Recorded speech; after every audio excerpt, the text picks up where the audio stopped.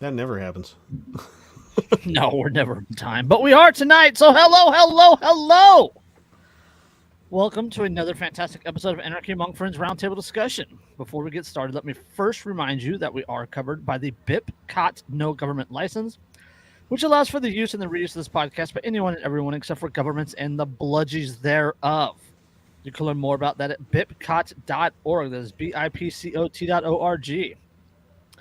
We're also covered by Brandenburg v. Ohio in 1969, which ruled that the government cannot punish inflammatory speech unless that speech is, quote, directed to inciting or producing imminent lawless action and is likely to incite or produce such action.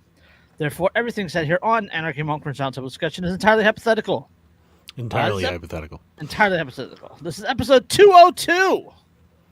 I don't have a title for it yet, but yeah, we gotta do a play on Too Fast, Too Furious, like 202, 200, 202, 202, two hosts.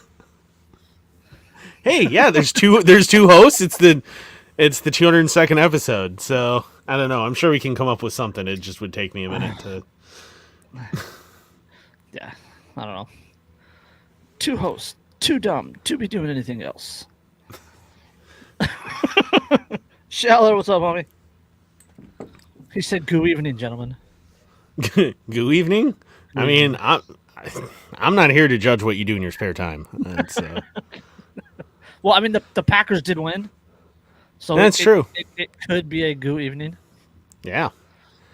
Watson with three touchdowns, over 100 yards receiving. I was watching one of the pregame shows, and the analyst said that Dallas was going to make the Packers into shredded cheese. Ha! Well, that worked out well. Yeah. I thought the shredded cheese line was a good one. Yeah, well, I mean, if there was ever a game that they had to win, it's when they're going up against their old coach. Yes. So, like, they had to show McCarthy up. Like, they had to. Mm-hmm. Not only that, but it was on my local TV also. So the Packers were, I was watching them, so which means they had to win. Oh yeah. Mm-hmm. And against Dallas, against like my two favorite teams are the 49ers and whoever's playing Dallas. So. Yeah, I'm a 90s kid. I still hate the Cowboys. It's of course I still hate the Cowboys and Troy Aikman. So. that's still a thing, but like they are like the Packers Cowboys games for whatever reason like seem to always be America's games. Like Niners, every freaking time. Niners Cowboys, those late season the playoff games. Yeah. Yeah, so that like seems to always happen. I don't know why specifically, but that does seem to happen that the Packers are continuously America's game of the week, just constantly. But especially when they play the Cowboys. Hey, at least they didn't go to Germany, like Tommy and his Bucks went to Germany. And then, did you see he? So they went for a trick play for a halfback pass, right? So he pitches to Fournette, and then Tommy kind of stumbles out there and then takes off running a route. But then he trips and falls down as Fournette is throwing the pass, and it's an interception. And then Tom reaches out with his legs to trip the DB. So, low tackle. So no, it was so he gets a tripping penalty on an interception in which Tom Brady fell down. Oh, you love to see it. You love to see it. And then even more than that, I read an article about the FTX Ponzi scheme thing that's going on, and the investment firm that Brady uses that Stephen Curry uses and a couple other local Bay Area sports guys use has like $650 million invested in FTX. Yeah, I saw that like both Brady and Zuckerberg are losing millions on it. Yeah, that was the other one.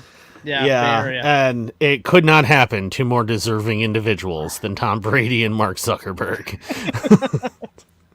I'm not gonna argue with that. Like, like, I don't advocate people getting stolen from, but if it's gonna happen to somebody like Zuckerberg, like, I'm not gonna bat an eye about it.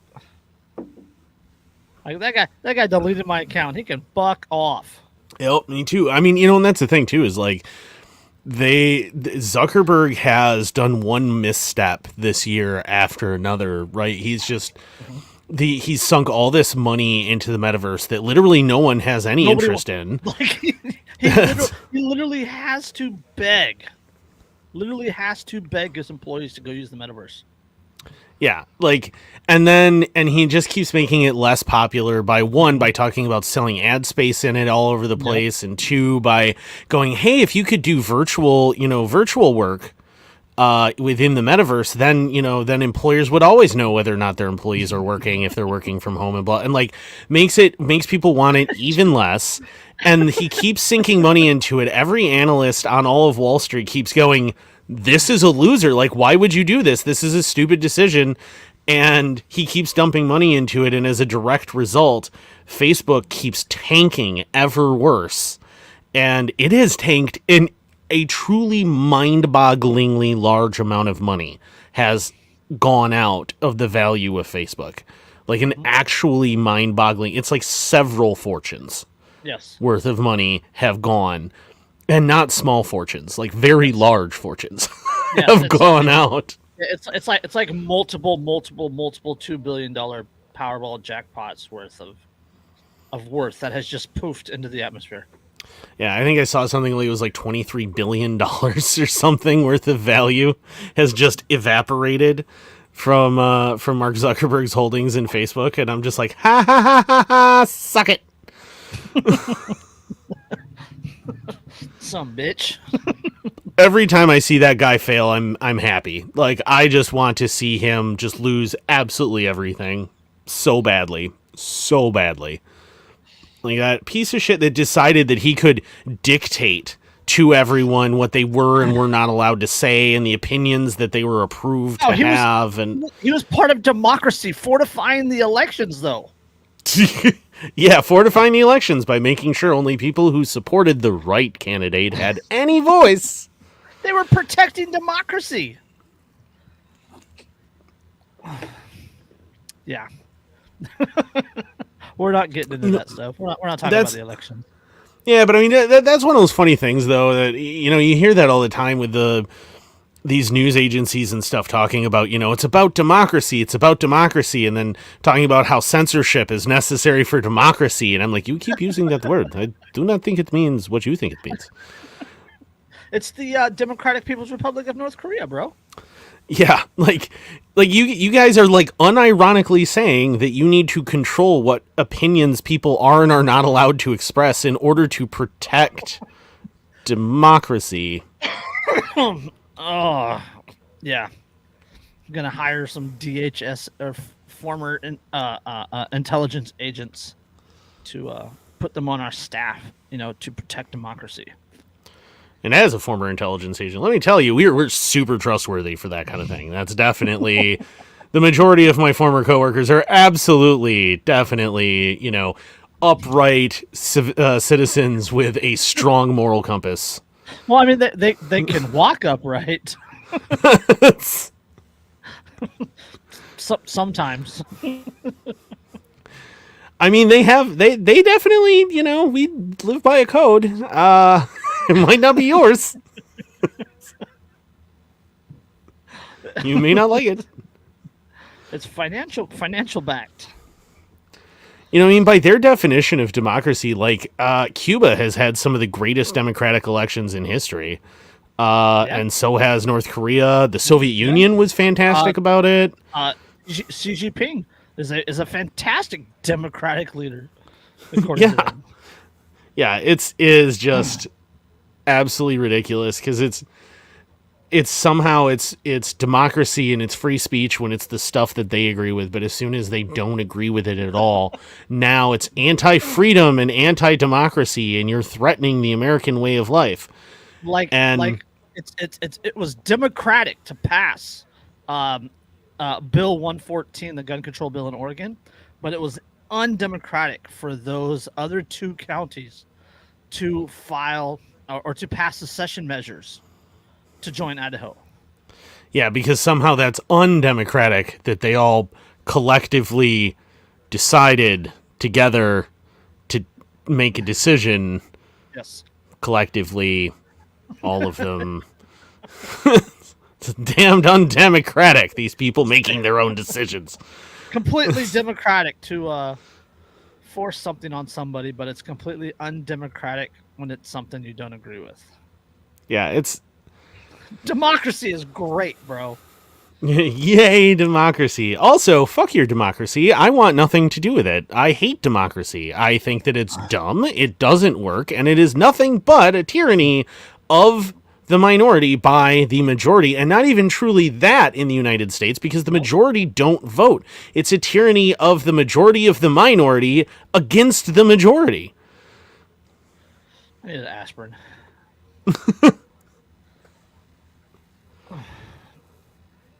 Do you think Meta has only failed so far because Elon and Mark haven't worked together?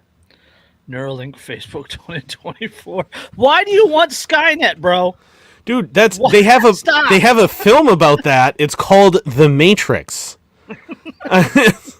That's not wrong.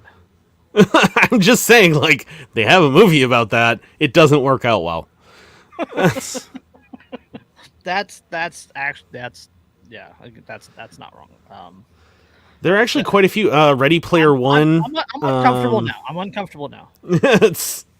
There are a lot of films about why the idea of this 3D thing that you can Neuralink into is a really bad idea. Remember, there's that one that if you die in the game, you die for real. Some dude made that kind of VR headset. It was went viral for about a day and a half. Yeah, he had gotten fired from Oculus. I think he was like one of the original designers of Oculus. He got fired, and he designed a gaming headset that has explosive charges that fire into your brain when you die in the game, so that you also die for real. Now, he did it as kind of a piece of performance art to provoke discussion and everything else. He doesn't really mean for anyone to actually use that, but you could. Not yet. Yeah, but you could. And the thing is like, I look at that and I'm just like,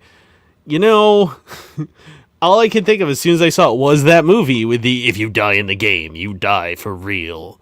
Like, that immediately I thought of that and I'm like, didn't we have a dystopian future film that also covered the existence of this thing? Like, how many of these are we going to check off? Where we're like, oh, look, we have killer robots. Check. Oh, look, we have a giant pandemic. Check. Oh, look, we have this thing, that. I mean, it just keeps going. And you're like, oh, that, also that, also that. Really? And none of you motherfuckers learn from any of this? Years and years of film. Hold on. Now, maybe that is what is really happening. Maybe the AI program in charge of our simulation programming is learning from the movies that were uploaded into its AI program. I mean, it's possible. Mm-hmm. Somebody needs to go in there and delete fucking 1984 already. And probably Animal Farm. And there's several others. The Hot Zone. Just wait till we get to the Hunger Games part. That's gonna be fantastic. The funny thing is how many people don't realize that the Hunger Games in fact takes place on Earth, just in the future. That they don't realize that Pan Am is it's Pan America. It's just the U.S. and Canada and Mexico combined. That's what Pan Am is. The Maze Runner series also takes place in the United States. Yep. In the future. Which is what Maze Runner, the Fire something. There's a bunch of books for that. I can't remember what they're all called, but yeah, those King Killer Chronicles also take place. Mm-hmm. In a dystopian future. Like, these people have all predicted exactly what we're experiencing right now pretty fucking well. and it's a little unsettling. Yeah, Matrix takes place on Earth. Yeah, and in the U.S. for the most part. So, yay! Yeah, I found it on Etsy. Plates in patches. PLATESN PATCHS. Plates in patches is where I got it. He's talking about the no amnesty patch I have on my mic cover tonight. Nice. Yeah. Jack just mentioned, you mentioned Johnny Mnemonic. That's another one that predicted a whole bunch of this shit. I just hope we're not going to get Repo Man. Did you ever watch that one? Oh, that's totally coming. Like, that's absolutely coming, especially because now they can pretty well nail down how to 3D print a kidney. No, I just read an article about a lady who had her nose growing on her arm, so that they could replace it because she had a disfigurement. Like they grew a nose on her arm. It's cosmetic. It's cosmetic, of course. It's not going to have all the functionary sick lines and all that good stuff. But there are worse places to have your nose grown. Yeah, I mean, than your arm. South Park grew a penis on a mouse, so.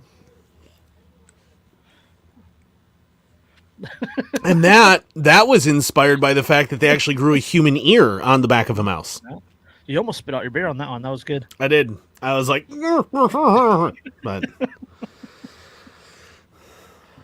yeah, I'm not a fan. Well, and they have the glow. I mean, I want some glow mice. I will admit, I would like some glow mice or a glow monkey.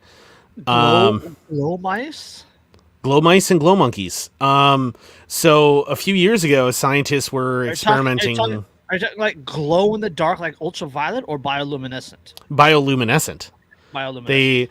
They were experimenting with kind of trying to nail down like the CRISPR process. Uh-huh. And so what they did is they spliced what they were pretty sure were the genes that triggered the production of the proteins that cause bioluminescence in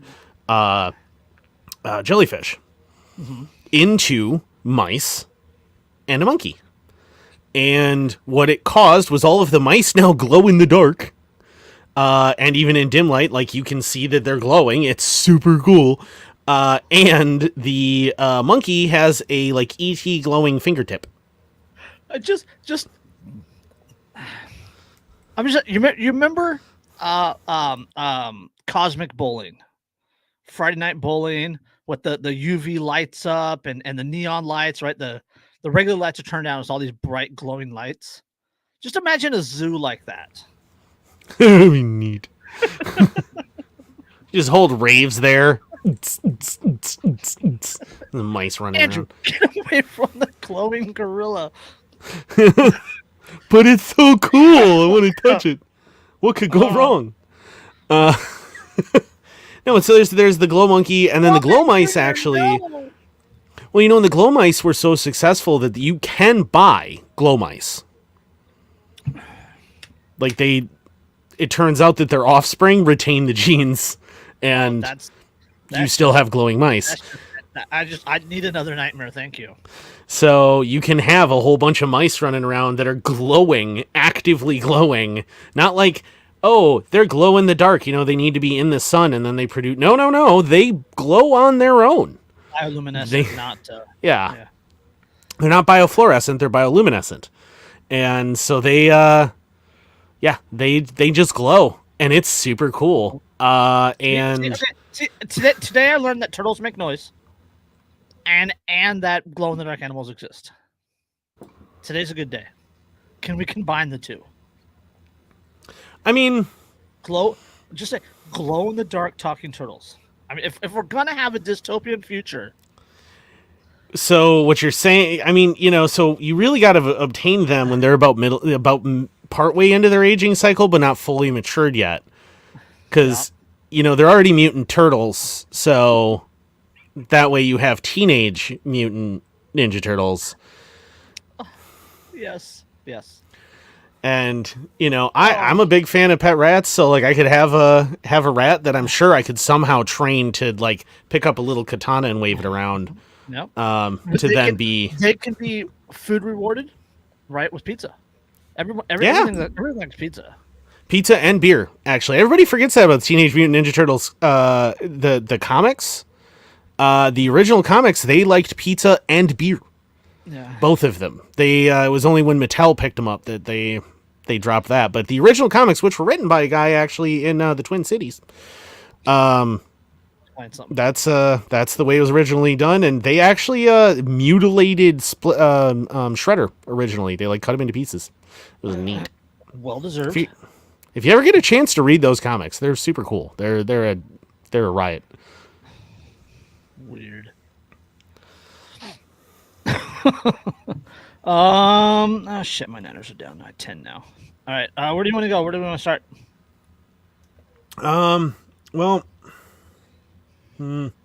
Well, considering all the weird shit we were just talking about, I feel like the zombies thing might be a good place to begin. The zombies thing is just messed up. It's really messed up, and it is a Facebook thing, so we can do that. Oh, come on. Don't be a dick. There you go. Okay, so this is he jokingly compared COVID to a zombie apocalypse. An arrest followed. Yeah. So Waylon Bailey thought it was some sort of cruel prank when about a dozen SWAT team members pulled up to his Alexandria, Louisiana home with their weapons drawn. He hadn't called the sheriff's deputies, and he couldn't think of anything they'd want with him. But after they arrested him and took him into custody, Bailey learned he was facing felony terrorism charge over a joke he made on Facebook comparing the coronavirus pandemic to the zombie apocalypse featuring the 2013 World War Z film starring Brad Pitt. Quote, share, just in. Rapids Parish Sheriff's Office has issued the order if deputies come in contact with the infected, shoot on sight. Lord have mercy on us all. Hashtag COVID-19. Hashtag we need you, Brad Pitt. Read Bailey's emoji-filled post. Right. Emoji-filled is important, right? This is, one, very obviously a joke, and two, full of emojis. And I mean, we've descended a long way as a species, but we're still not quite to the point that official actual warnings are covered in emojis. Like, can you imagine, like, this is the emergency warning system, and, like, frowny face. And what's President Macho, whatever his name is. Camacho, yeah. There's 3 crying emojis. Yeah, cry emoji. Yeah. Everybody shit's all fucked up and emotional. Cry emoji. But I got a solution. Thumbs up. 100. Yeah, 100. That was on March 20th, 2020, when the news cycle was consumed by a novel virus spreading across the world. But the Rapids Parish Sheriff's Office said Bailey's post was a threat to public safety and placed him under arrest without having a warrant. Though the district attorney declined not to prosecute, Bailey filed a civil rights lawsuit alleging the deputies had violated his First and Fourth Amendments. While the lawsuit was dismissed by the court, Bailey is now appealing the decision in an attempt to hold the sheriff's office accountable for what he contends was a wrongful arrest and a violation of his freedom of speech. What a shock that it would be dismissed by court, despite the fact that a bunch of fucking armed men kicked in his door, threatened him with guns, and threw him in jail because of an obvious joke. With no warrant. No investigation. No warrant. No victim. No real justification other than an emoji-filled Facebook post. That ends with hashtag we need you, Brad Pitt. Brad Pitt would have saved him. Yeah. If Brad Pitt was there, he would have saved him. Well, I mean, see, he should have asked for Tom Cruise, because Tom Cruise definitely would have saved him. Help me, tiny Tom Cruise. That would have worked. Quote, I need to stand up for myself because what the deputies did was morally wrong, Bailey told the Washington Post. Quote, they came to my home 3 hours after I made the post. What sort of an investigation is that? And for what? A joke they didn't like? It's messed up. So, Yeah, but Hold on, it's hold on. also the American South too. I want to point out, which Yeah, traditionally goes, well, I don't care what happened to you. The cops are never wrong. Yep, we'll get to that. But David C. Joseph, a U.S. district judge for the Western District of Louisiana, didn't see it that way when he issued a ruling on Bailey's lawsuit this summer. In his July 28 order, he dismissed Bailey's claims against Rapids Parish Sheriff's Office investigator Randall Ills, saying the investigator is protected by qualified immunity. But he didn't investigate anything. Joseph also ruled that Ills, quote, had probable cause to arrest Bailey for violating Louisiana's terrorizing statute.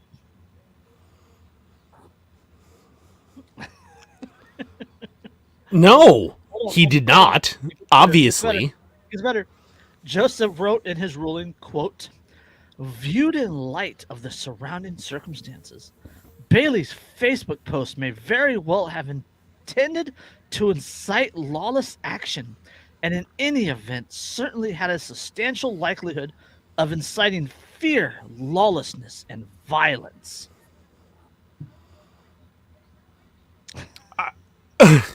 What? That's what? It had emojis and ended with hashtag we need you, Brad Pitt. Like this there's no way that this can be taken seriously. Yeah. This is obvious satire. And this is a random guy, not a county official, not a state official. This is a random guy on a Facebook post with emojis. I mean, theoretically, though, it did lead to lawlessness and people being terrorized, except that the people being lawless and terrorizing were, the Rapides, Louisiana Police Department. Jack says, you guys just don't understand. There are these types of jokes that lead to the worst threat to our democracy ever. They must be made examples of if one ant rises up. If you know the ant and the grasshopper story, you understand that. But yeah, if you've ever seen the movie Ants, you know the line. But if you haven't seen it, go look up that scene. Ants, if one ant rises up. It's a grasshopper talking to another grasshopper about it. And you definitely should go watch that. I love the way that movie ends, too, with well, there you have it. It's the same old boy meets girl, boy overthrows an oppressive authoritarian regime. There's like 73 anarchist females that are just like, oh, I want his babies. Yeah, even though he's an ant. Somebody call the chick from B movie. Look over at their boyfriend. Why can't you overthrow an oppressive regime for me? Yeah, why won't you never overthrow oppressive regimes for me and cause massive social upheaval? Under the state's law, it is legal to execute an arrest without a warrant as long as there's a reasonable basis for believing an offense has been committed. I'll read that one again. Under the state's law, it is legal to execute an arrest without a warrant as long as there's a reasonable basis for believing that an offense has been committed. So you don't need any proof. You don't need to go through any investigative process. You don't even have to have a victim. Yeah, you don't have to have a victim, and it doesn't have to be like a major offense. It doesn't have to be a violent offense. It just has to be an offense, and then that gives them permission to kick in your door at 3 a.m., shoot your dog, and throw you to the ground and put you in cuffs while they point an MP5 at your child. Yep. Hold on. Yes, it gets. I won't even say this. It's worse. All right. Louisiana's statute considers any, quote, intentional communication of information that the commission of a crime of violence is imminent or in progress, or that a circumstance dangerous to human life exists or is about to exist, is a terrorizing act. If you honestly believed that zombies were attacking as a result of that post, you probably should not be trusted anywhere near a firearm because you are way too dumb. but such messages must carry the intent of causing people to fear for their safety or spark an evacuation. Obviously, It is supposed to had emojis and ended with "We need you, Brad Pitt." yeah, like it's and it's quoting an emergency broadcast from the movie World War Z. Like and referencing Brad Pitt and full of emojis. And it isn't saying evacuate, it isn't saying run, it isn't saying, any, like, it's just going the police have made contact with the infected. Yes. Yeah, Rapids Parish Sheriff's Office has issued the order. If deputies come into contact with the infected, and it says the infected in quotations, the infected, shoot on sight. Lord have mercy on us all. COVID #9 TEN. # we need you, Brad Pitt.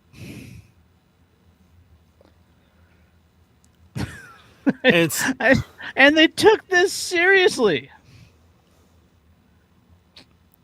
Yeah, there's the only reason they took this seriously, right? Like, we all know the only reason that they took this seriously was honestly because it was questioning and insulting, making a joke of the official narrative, right?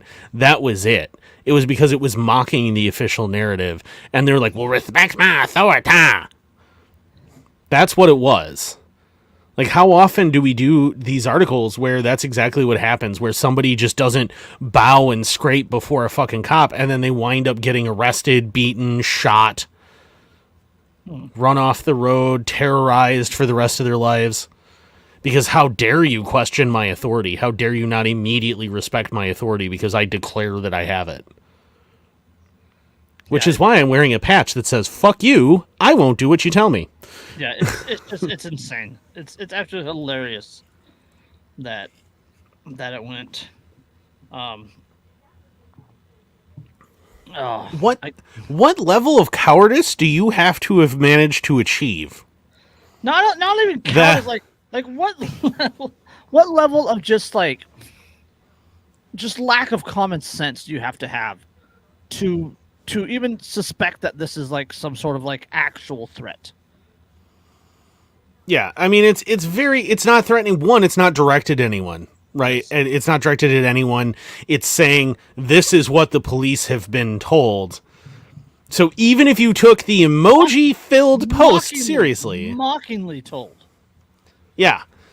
Like, even if you took it seriously, it's not even saying that, calling anybody to violence or anything else. None of that exists. At worst, you would think that it is a legitimate reporting of fact. Mm-hmm. A legitimate reporting of fact that is simply a statement of a fact cannot be interpreted to be inciting anything. It is simply a report of a fact. What you choose to do with that information is entirely up to you. Yeah, and it hurts me. It really does hurt me.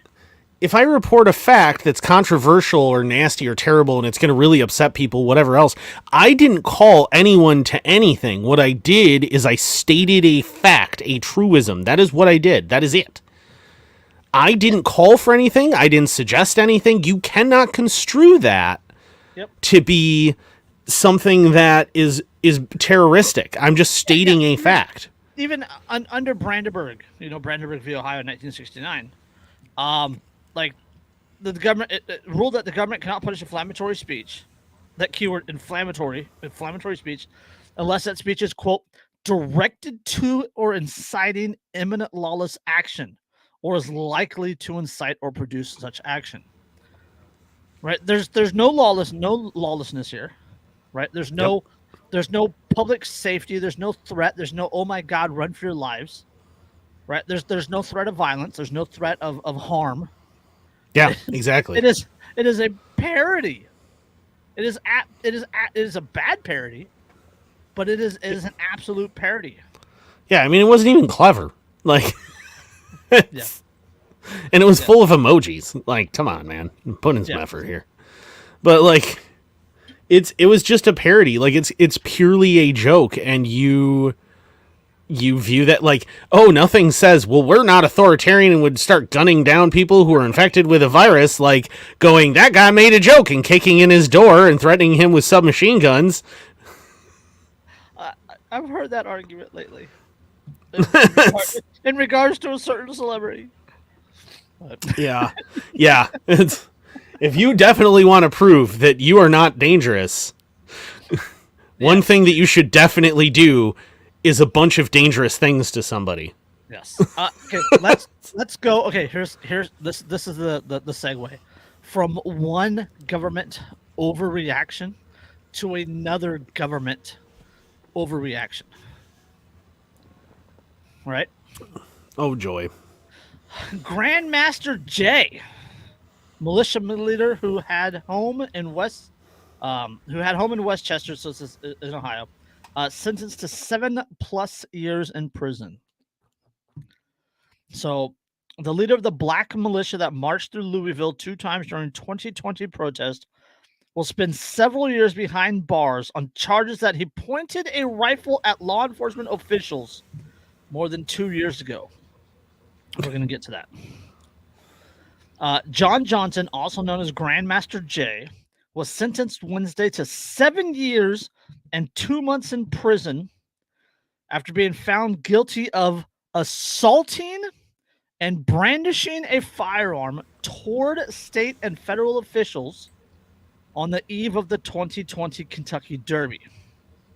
U.S. Department of Justice.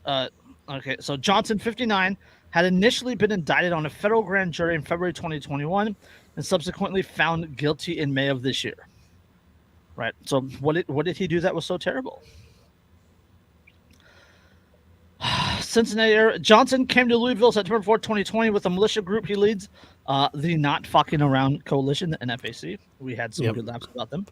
Yeah, the NFAC that regularly shoot each other and point guns at each other, trying to point flashlights for videos and things. Yeah. Yes. Those guys. Participating in the protest over the police killing of Breonna Taylor, 26-year-old woman who was shot by Louisville Metro police officers serving a no-knock warrant on the apartment March 2020, which her boyfriend has been completely vindicated of shooting the cops. And they also lied to get the warrant. So, yeah, okay, do I. During his time in Louisville that September, his second trip to the city following a demonstration earlier this summer, Johnson was accused of pointing his AR-15 rifle toward a roof where an FBI agent, a Secret Service agent, and 3 LMPD, that is Louisville Metro Police Department, officers had been stationed, according to federal complaint, which officers were, quote, blinded by a light, which they shortly thereafter determined was a flashlight mounted to the rifle being aimed at them by Johnson. I was blinded by the light. Hold on. One paragraph.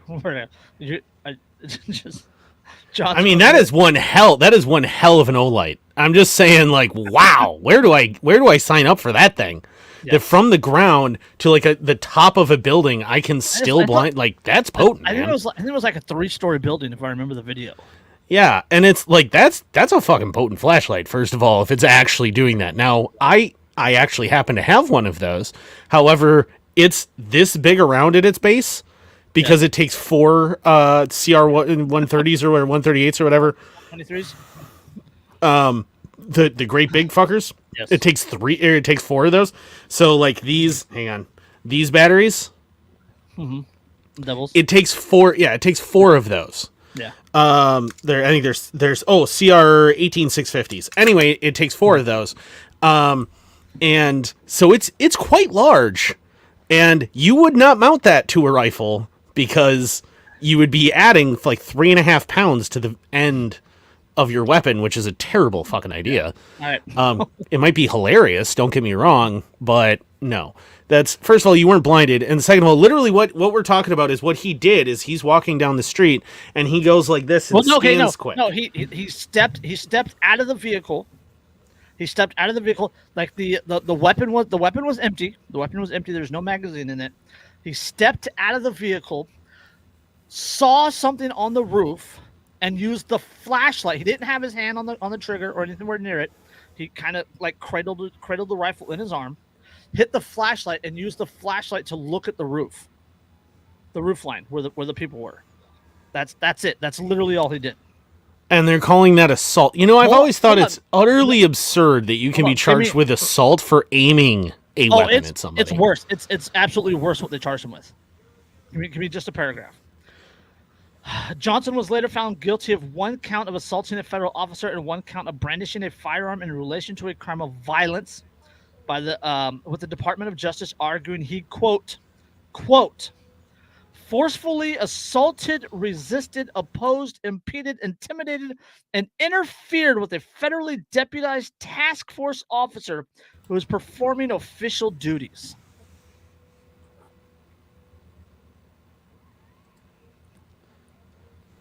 Because he went, what's up there?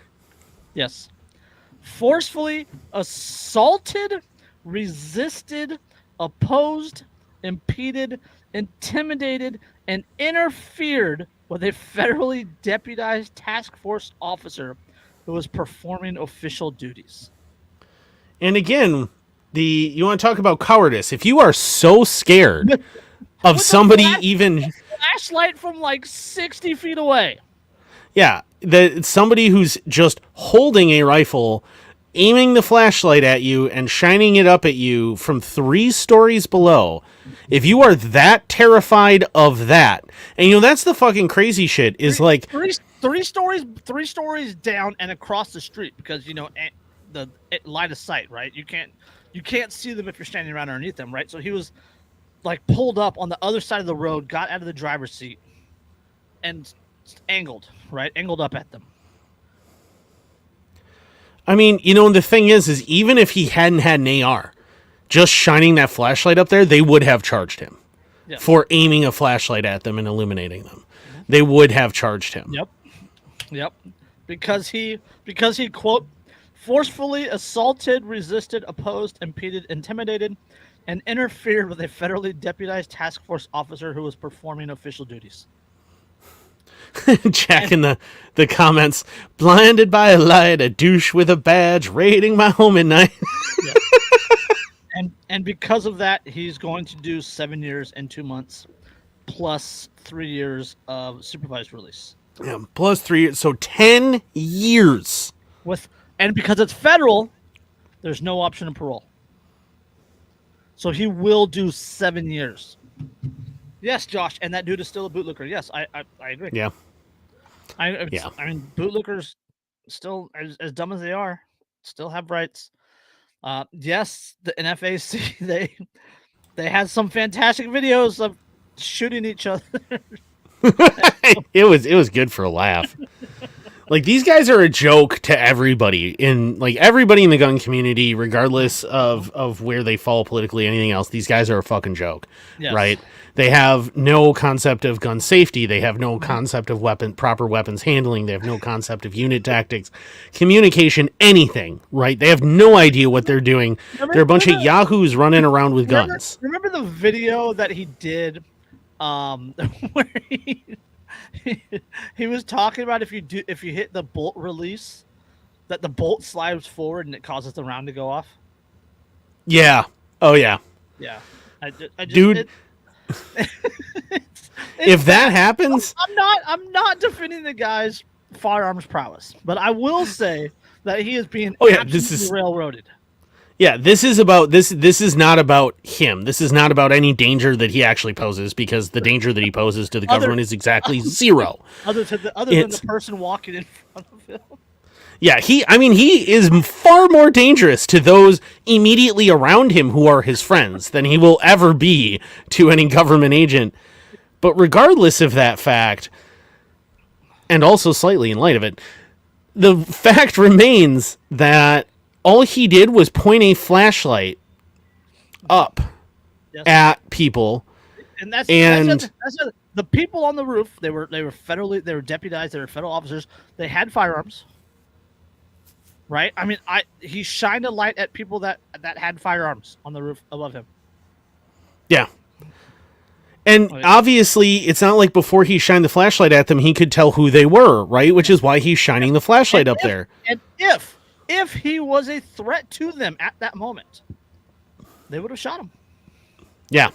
Absolutely would have shot him. Which means they clearly weren't intimidated by him. They're clearly like, what the hell? And then found out who it was.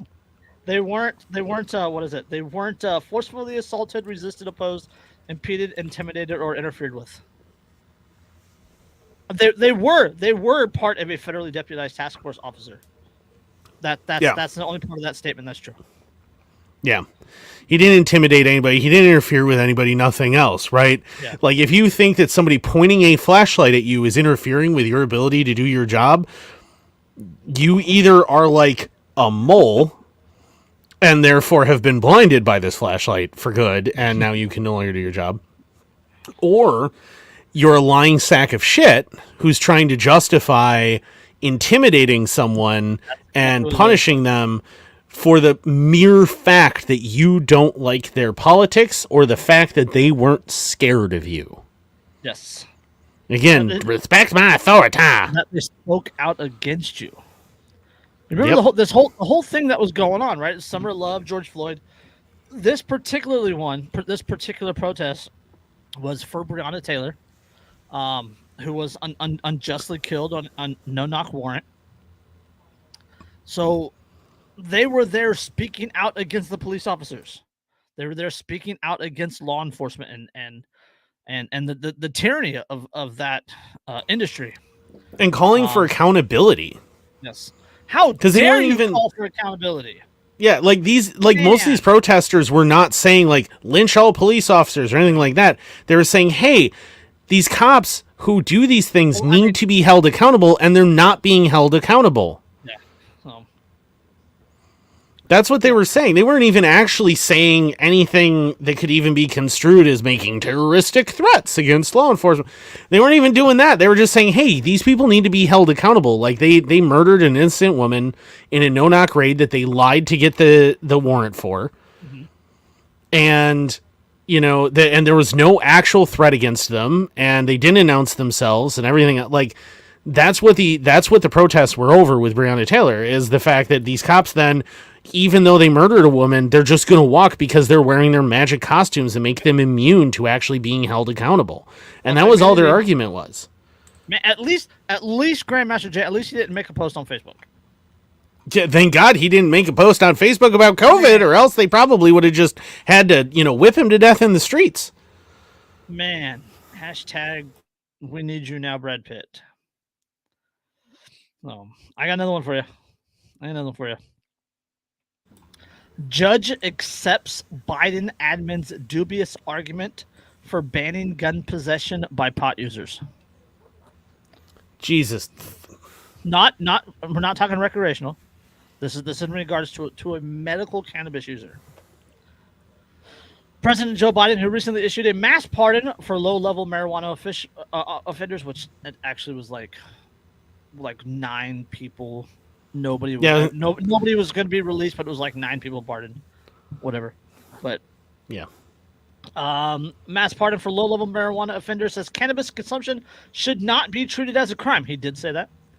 His administration, nonetheless, defends the federal ban on gun possession by marijuana users, arguing that the Second Amendment rights are limited, quote, to law-abiding citizens. This isn't illegal. Hey, you're breaking the law.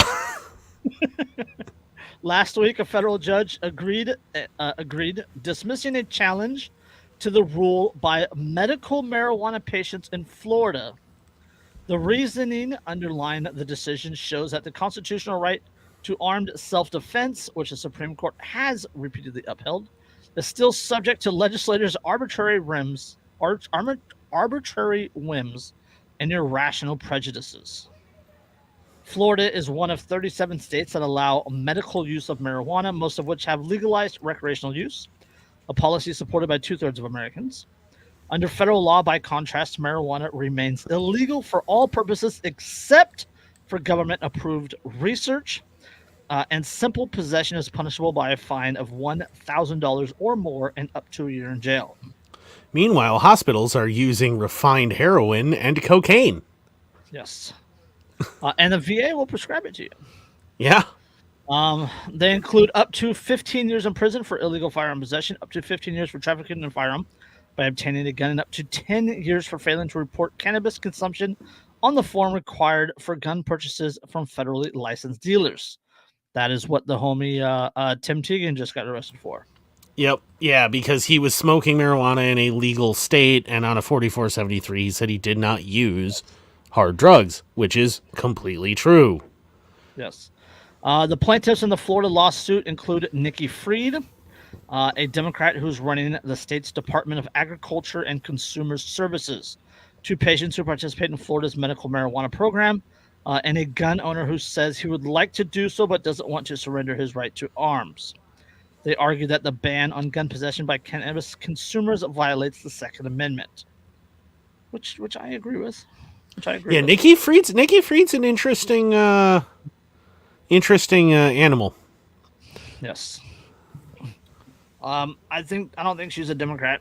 I think she's closer to libertarian than anything else, but yeah. If you look at a lot of what she said, and a lot of the things that she said she stands for, she definitely is not in line with the Democratic Party. She's definitely more in line with the LP. But like anybody with eyes sees that the LP is a giant fucking dumpster fire, and it's so bad. I got homies on the board, but my God, boys. I mean, we know what, like the VP of the committee. We know a whole bunch of people who are in charge of the LP. But look, guys, like, you're great. We love you as people, but your political party is a complete flaming dumpster fire.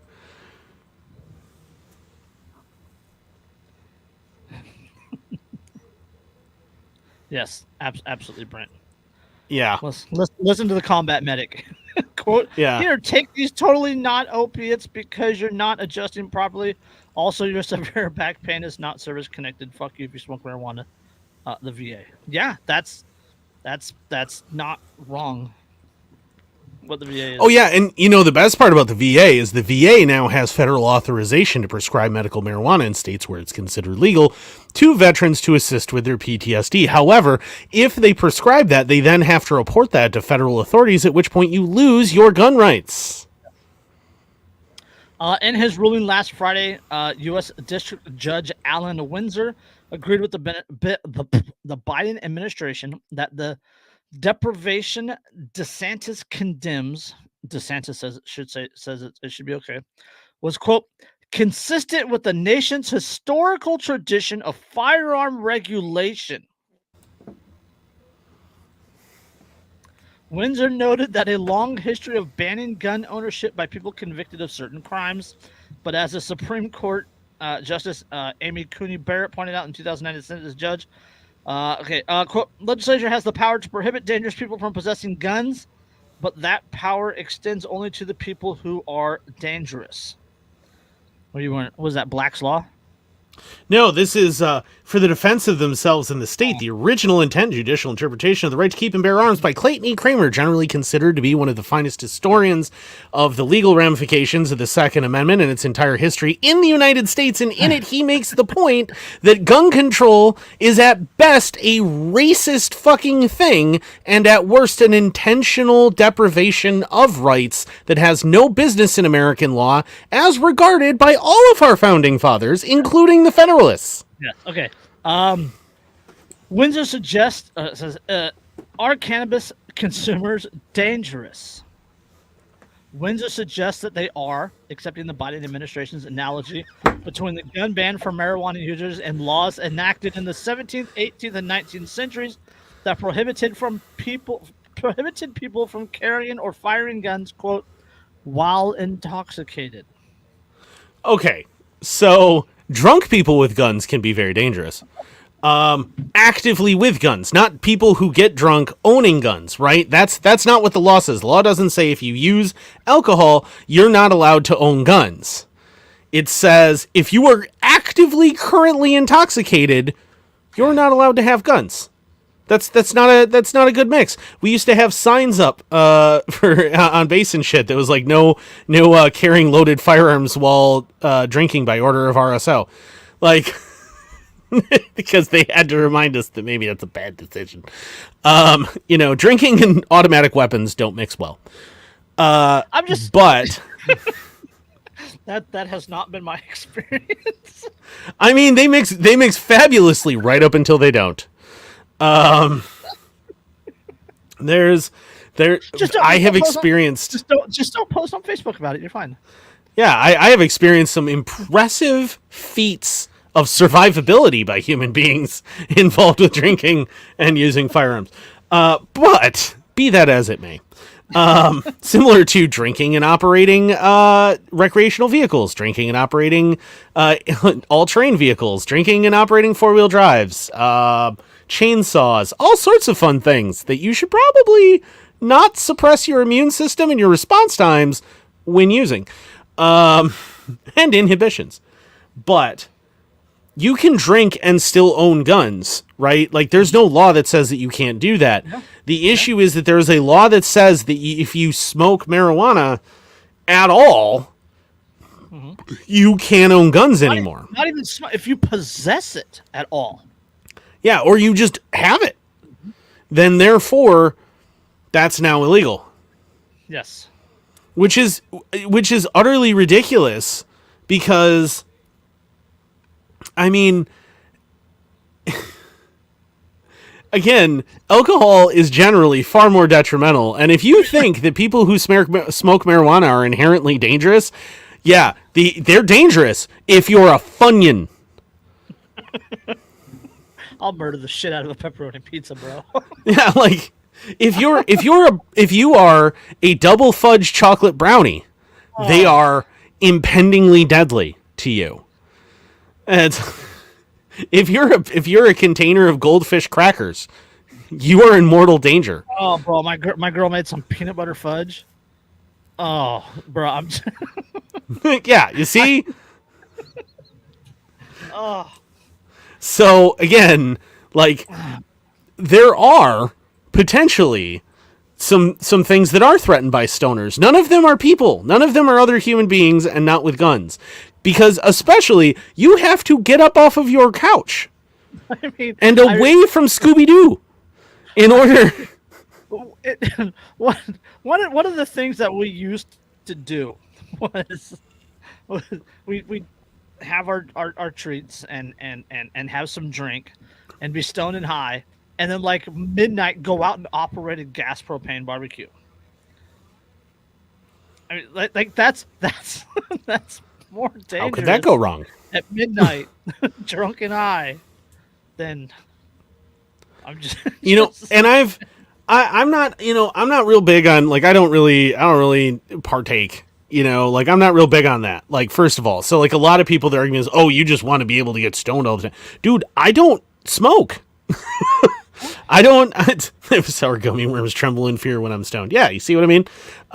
It's if you're a Haribo gummy bear, you're probably running for your life. But like, I don't really smoke at all, right? Like, I drink, but I have done far dumber things and far more destructive things to myself and others while drunk than I ever have stoned. People get married when they're drunk. Yeah. The last time I got super stoned, you know what I did? Is I sat around on a deck laughing hysterically because there were two perfectly folded Doritos that if you held them up to your head looked like pig ears. And it was the funniest fucking thing I had ever seen in my life at the time. Okay, I need to make a meme. I'm just pointing out, like, I mean, that was years ago, right? But like, that was the last time I got truly stoned. And unfortunately, I got so stoned that like it was like the time warp thing. Where like you say something and then somebody immediately replies and you're like, dude, I said that like 10 minutes ago. And they're like, you literally just said it. Whoa. Yeah, I was that kind of stoned, man. It was some good stuff. But the reality is that, they're trying to basically, remember that marijuana prohibition only exists in the United States because at the end of alcohol prohibition, the agency that had been in charge of it needed to try and justify its existence, so it intentionally made up a bunch of things about marijuana.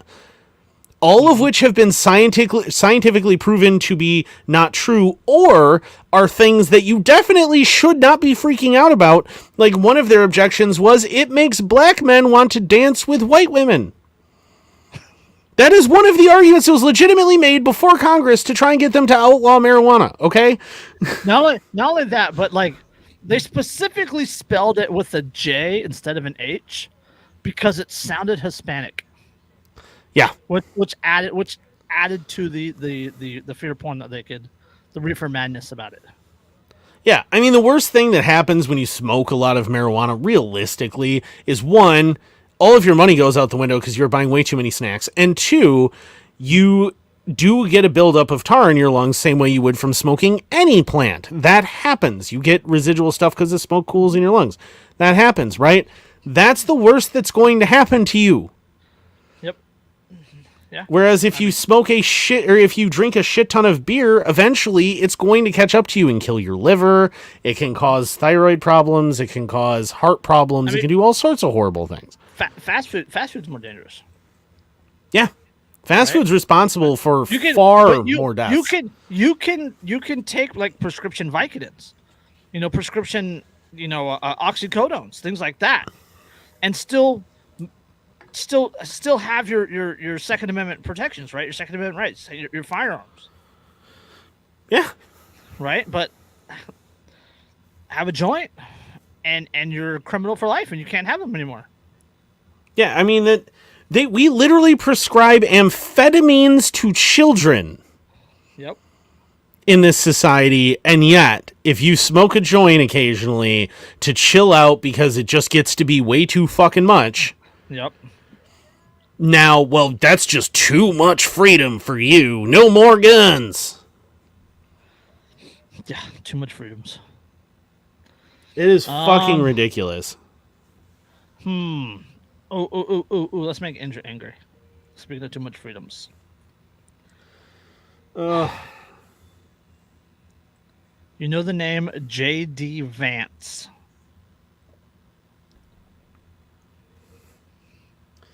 Oh, who is he again? Oh, that's who he is. Ugh. J.D. Vance just won a U.S. Senate seat for the Republican Party in Ohio. I almost said Idaho, and I was going to angry at myself. For Ohio. Okay. Republican J.D. Vance for Ohio's United States U.S. seat said the U.S. needs a, quote, committed national policy of tariffs to rebuild the industrial heartland of America.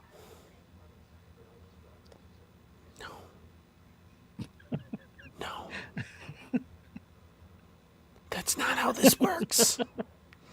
The U.S. needs a, quote, committed national policy of tariffs to rebuild the industrial heartland of America. It's literally the opposite of what contributes to economic success in countries. The exact opposite. You mean making things more expensive doesn't contribute to economic sustainability or profitability? I realize it may amaze people. However, historically, sucking money vampirically out of the economy in the form of tariffs so that the government has more money does not, in fact, contribute to a healthy economy for the people. Yes. Okay. I haven't read his book. He wrote a book called Hillbilly Elegy. Or Elegy, E-L-E-G-Y, Elegy. Elegy? I have a smartphone. I can look that word up. I think it's elegy. I don't know what it means, but I think it's elegy. Elegy is a poem of serious reflection, typically a lament for the dead. Okay. A poem of serious reflection. Okay. So he wrote a best-selling memoir, Hillbilly Elegy, which I actually have the PDF. I haven't read it yet, though. Chronicled the deindustrialization of Middletown, Ohio, where he spent his childhood. So. Well, yeah, I mean, and keep in mind, like, Ohio's been hit hard. Like, if you go to, both Ohio and Indiana, its neighboring state, they were, but especially Ohio, like Akron right now is a fucking ghost town. Yeah. Like, if you think Detroit is bad, Akron is actually worse. Mm-hmm. Like, you can go, like, if you're walking through Akron, which I don't recommend, but if you ever are, you will be able to go blocks after block after block after block without ever seeing another human being and never seeing an inhabited building. Yeah, it's very Detroit-esque. You know, Detroit 10 years ago-esque. Except it's like the entire city. Detroit still had its downtown. Mm-hmm. This doesn't even have a downtown. Everything is closed. Everything is abandoned. Like, so I understand, like, having watched that, but his solution is to enact the same things that caused that problem in the first place. Okay, Brett says Akron is the butthole of Ohio. How can it be the butthole of the butthole? I'll say Ohio is the butthole of America. Ohio is the butthole. Yes. Everyone hates Ohio for a reason. Have you been to Ohio? Good Lord.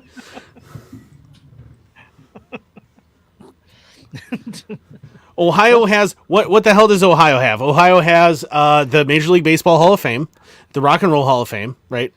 Mm-hmm. The Browns. The Bengals. And it's got the Bengals and Bowling for Soup. Oh, and that's Black Keys. Bowling for Soup is not a positive. Hey, I love Bowling for Soup. But they also produce the Black Keys. Woohoo! That's all they got. And the Bowling for Soup and the Black Keys are not in Ohio anymore for a reason. Yes. Vance says, quote, far too many Republicans concerned about the interest of multinational corporations instead of their voters when it comes to job-killing trade deficits and free trade deals.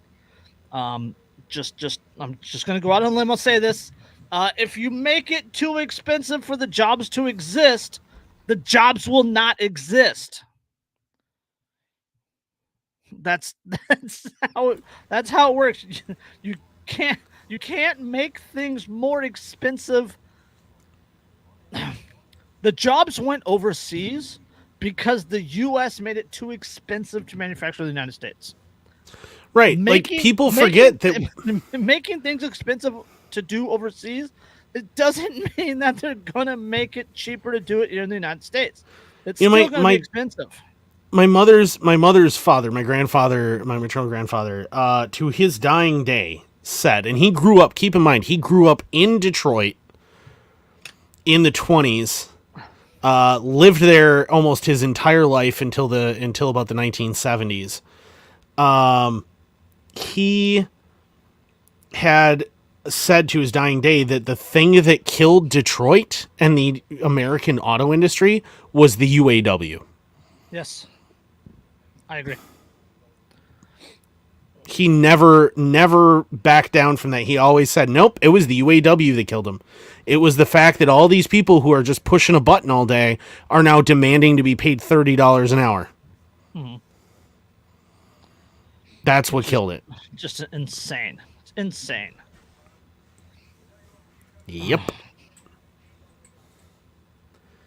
Like right now, I can go to Detroit and get a job in a manufacturing for one of the big three in Detroit, right? And I will get paid almost $60 an hour off the street with no manufacturing experience because I'm going to join the UAW. Yes. But why is it more manufactured in the United States? Yeah, but why don't we make more things here? Because it's way too fucking expensive. Yep. Hold on. Give me 3 paragraphs. So far too many Republicans care about the interest of multinational. Okay. The U.S. trade deficit alone has resulted in the elimination of 3.7 million American jobs from 2001 to 2018. Ohio, during the period after China entered the WTO, lost nearly 138,000 jobs. Hundreds of thousands more jobs in Ohio have been eliminated as a result of the free trade deals and trade deficits with countries such as Mexico and Canada. Why is it cheaper to do it there than here? It's not because it's actually cheaper there. It's because it's more expensive here. Why is it more expensive here? Because of government interference in the market. Yep. Okay, no, hold on. This is the line. This is Okay. Quote, it's really straightforward and simple. The basic model of globalization has undercut the jobs of Ohioans in two basic ways. One, directly shipping their jobs overseas to places like China or Mexico. And two, through the immigration system, allowing the importation of a large class of people to undercut the wages of American citizens. Gosh, it's almost like companies want to hire people who are willing to work for less. Look at that. Who could have predicted? Oh my God. Companies want to make more profit. What? It's almost like capitalism is a thing.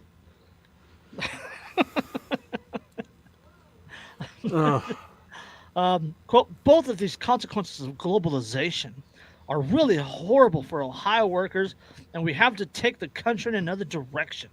Neither one of those are consequences of globalization. That has nothing to do with that isn't how globalization works. Free trade is an antithesis to globalization. What they want is tariff trade. That helps the globalist agenda. Like, Jesus. Yep. Fuck. Yep. Quote, both of these consequences of globalization are really horrible for Ohio workers, and we have to take the country in another direction.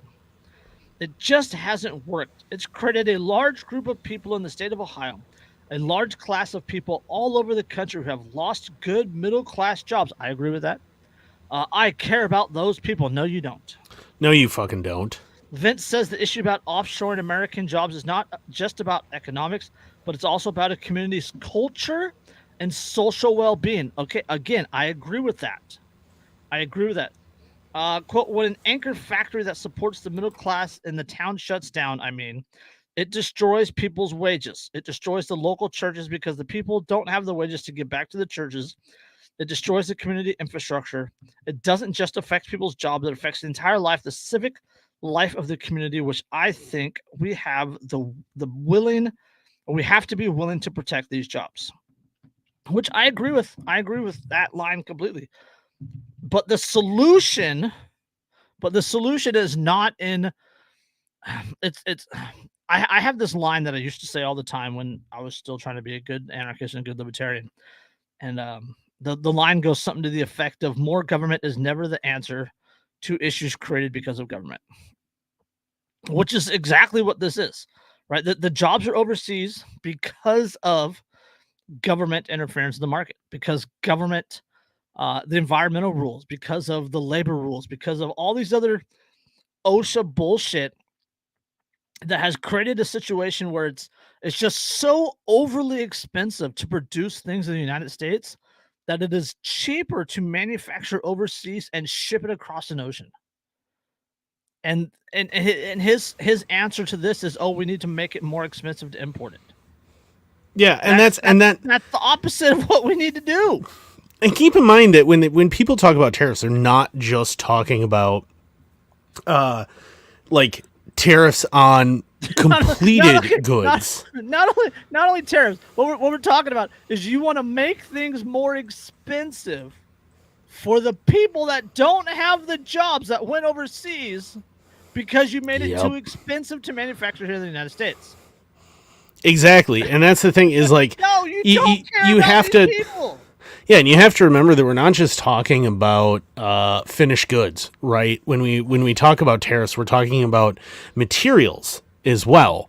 So the U.S. basically, it's nigh impossible to mine a lot of things in the United States now, even though we have them in spades. There's a reason there's no aluminum smelters in the United States. Yeah, right. There's the EPA basically made it illegal. There's like 2 steel manufacturers in the United States.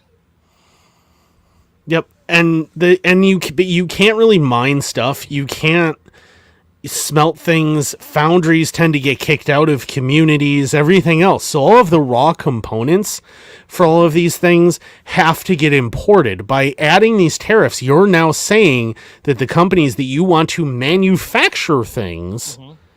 are going to have to pay significantly more for their materials, and you're demanding that they bring manufacturing back and pay significantly more for the labor as well. And you are under the impression that that is going to bring jobs in? It's not good. That's not how this works. If it gets to the point where it's too expensive, or there's a point where a price reaches what they call demand destruction, where a price on a good or a service reaches the point where people stop purchasing it, right? Where they go without it.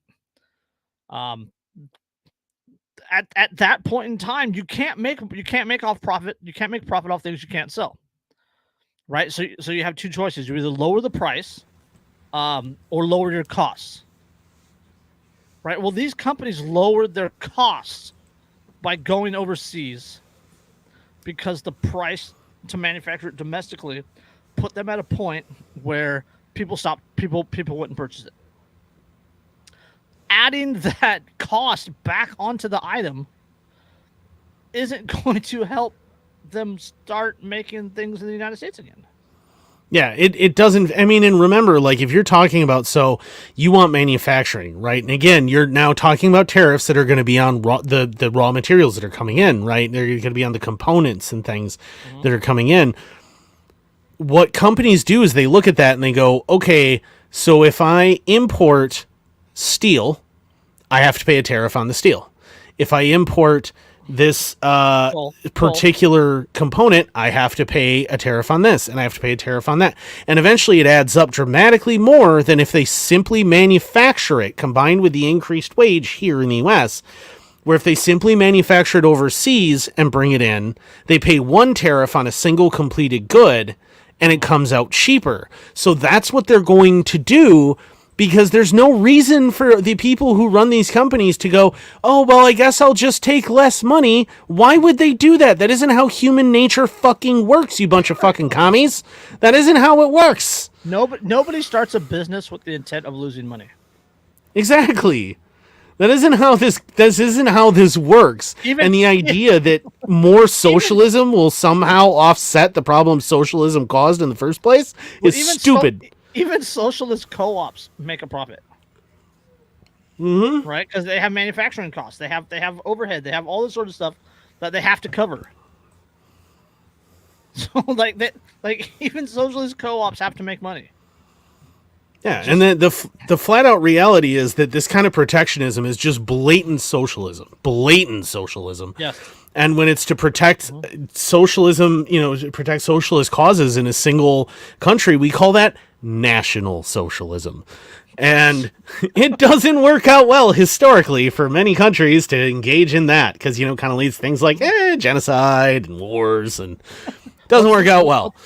When goods don't cross borders, soldiers will. Yeah, when goods and services don't cross borders, soldiers will. Yep. And that's flat out the thing, is like, what the U.S. has right now for its border policy is this weird Swiss cheese thing that is designed to only allow the truly determined through. Mm-hmm. The people who can truly afford to get around things. And that's not the people who would naturally be immigrating, right? They would naturally be crossing that border. It's artificially creating a difference in that kind of immigration. If you had a truly fully open border there and people could move back and forth completely at will, you would not see the kind of people coming through anymore, because now they don't have any economic incentive to do that. There's no reason to. At that point, you could have a business, right, a distribution business on the U.S. side of a border, and you could have your manufacturing business on the Mexican side of the border, and you could simply ship shit back and forth across, and it wouldn't fucking matter, would it? No. And you could just do that, and it would be fine. So there'd be no reason for anybody to even necessarily move. Yeah.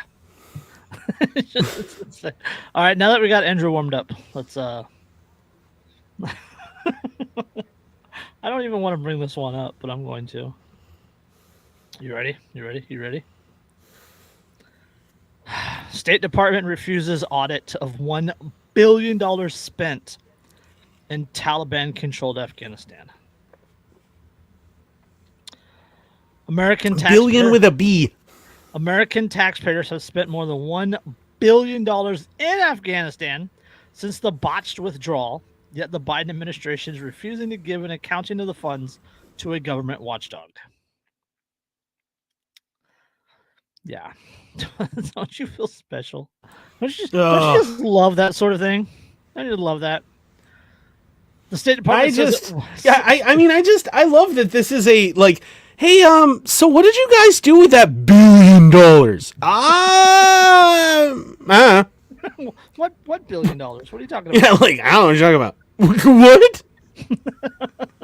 9/11 too. Oh, look at that. What a coincidence. Oh, shucks. The State Department says it will not comply with an investigation request by the Special Investigator General for the Afghanistan Reconstruction, or SIGAR, to look at the reconstruction expenditures that have totaled $146 billion since 2002.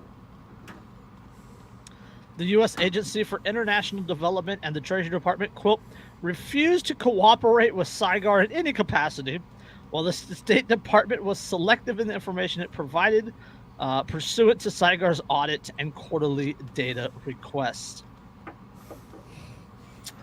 The State Department and the USAID, that is the Afghanistan infrastructure or whatever, State Department USAID refused to answer nearly all of SIGAR's quarterly data requests regarding agency supporting programs in Afghanistan this quarter. State and USAID claimed without basis that U.S. programming in Afghanistan is unrelated to reconstructive activities.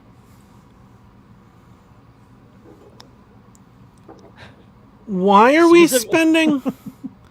Specifically, SIGAR said it wanted information on the collapse of the Afghan government, risks to the population, U.S. compliance on prohibiting the transfer of funds to the Taliban, and the status of humanitarian programs. I can't imagine why the United States might want to not reveal exactly why all that money was being spent. It's truly, it's a complete mystery exactly why they might not want to tell you what's going on. I cannot imagine what could possibly be the reason. You're gonna have to come watch the YouTube video to get what Andrew's talking about. I found some of my old shit in a box the other day. We're at about 1:22, hour 22 in. If you want to watch the video. Yeah. I found some of my old shit in a box the other day, and Andrew found a bunch of challenge coins and pens that have alphabet agencies listed on them. I mean, I always thought this one was kind of neat, you know. That's what it is. Yeah. What's that one? So this one, it's United States of America paramilitary operation, Central Intelligence Agency, National Clandestine Service, and on the other side it says lethal covert action. CIA, Siripo, Remorum, I can't fucking remember what the words are, per contour, peremo. Yeah. But anyway, this one's from Jalalabad. Fun fact. Oop, it won't focus. There it goes. That one's from Jalalabad. Special Activities Division. Don't look that up. You will be flagged. Lovely. But yeah, those are some neat challenge coins that I discovered I still had, which is kind of cool. Yeah. Did you get any of them after the Taliban took control of Afghanistan? No. Because it may have been manufactured with your tax dollars. Oh, those were definitely manufactured with tax dollars. But the Taliban, after the Taliban took over, like anybody who's operating there now, they ain't getting challenge coins, boy. That's the last thing you want to have in your pocket. The tellies pull you over and investigate you, and you have one of those fuckers in your pocket. You gonna die, and it's gonna be bad. Gonna end up on Al Jazeera. Mm-hmm. No, but I thought that was funny. I don't really have anything else. I just thought that was funny, and I had to bring that up because it's funny to me. I don't know. I'm laughing. I shouldn't be laughing. I'm laughing about it. Right? The government's not cooperating with its own watchdogs. Right? In regards to the Afghan pullout, the Taliban, right? And we're talking about $1 billion with a B. Like that's not an insignificant amount of money. Even for the Department of Defense, that's not an insignificant amount of money. Yeah, I mean it's only a fraction of what we sent to Ukraine, right? And that resulted in like there's U.S. boots on the ground, but they're there as essentially like supply. That's essentially what they're tracking where the money is going supposedly. That's what the 101st Airborne is there for. Yeah. Okay. Yeah, that's I earned at least one of these doing exactly that kind of thing. I just want to point out. The reality though is like, one, black ops don't get paid for on public budgets. They can't be, right? Because if they were, they wouldn't be black anymore. The fact that it is $1 billion. Yeah, good point, Brandon. $600 is significant enough for the IRS, right? For the IRS to track us, right? It's significant enough for your bank to ask, "Hey, what's this for?" Mm-hmm. But you give $1 billion to the Taliban, and the auditors go, "Can we know where that went?" And you go, "No, Nope. no." What? Oh yeah. I mean, the thing is there are a lot of black operations that are getting paid for by who knows how much money, and being overspent on who knows how much, because there's no oversight on them. Oh, there's a significant amount of black ops still happening in Afghanistan. There's a significant amount of military contractors still over there. Right? I mean, don't forget one of the founding members of the Central Intelligence Agency, right? His motto was admit nothing, deny everything, make outrageous counter-accusations. Yeah. Like, I just want to put that in perspective, that's how the CIA started. As Brett says, don't worry about it. Don't worry about it. Hey, could you tell me where this $100 million went? Nah. What? It's probably not important. It's fine. Yeah. Where did the $1 billion go? You're not wearing level 4 plates.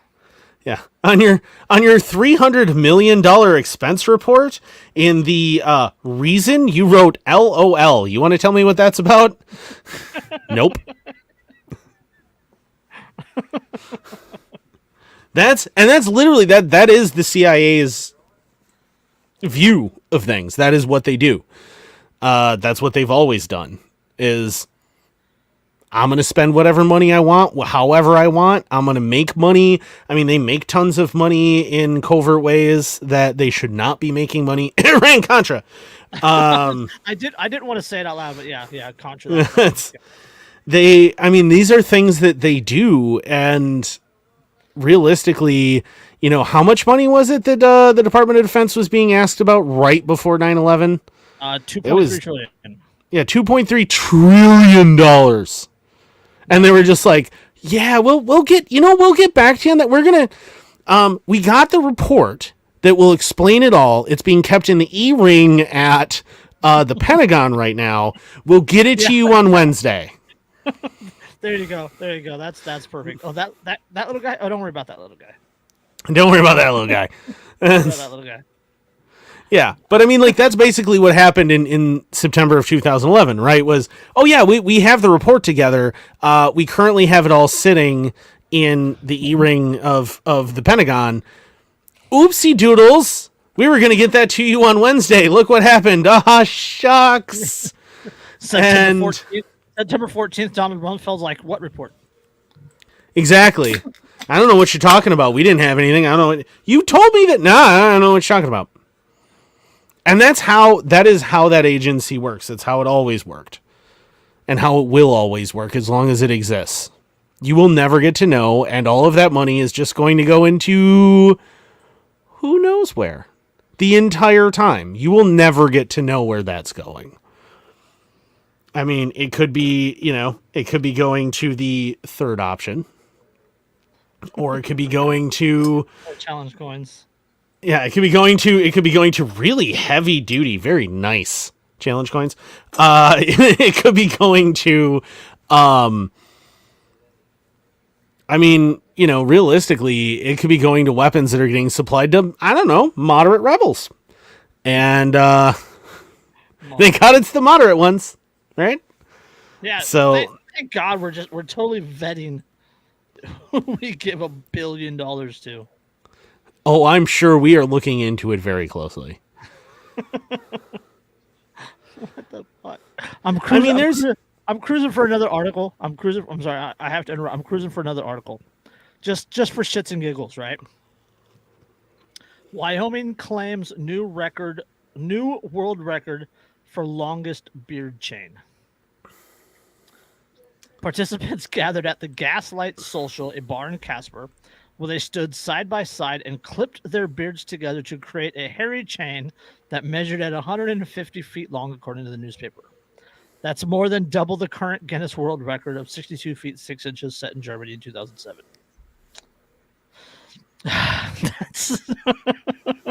That's where we're at, America. I am entirely unsurprised that the two major competitors for this record are Wyoming and Germany. It jumped out at me, and I had to mention it. And I completely derailed us off. I Rumsfeld off the issue. Rumsfeld with the. So where did that money go? Anyway, so what we did. Have you guys ever been? 150 beer chain.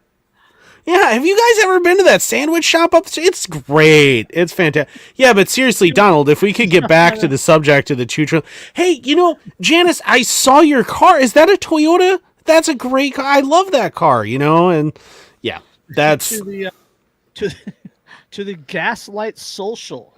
The Gaslight Social. Bar in Casper, Wyoming. I'm pretty sure that is simply like the White House press dinner. Where's Liz Cheney? the Gaslight Social.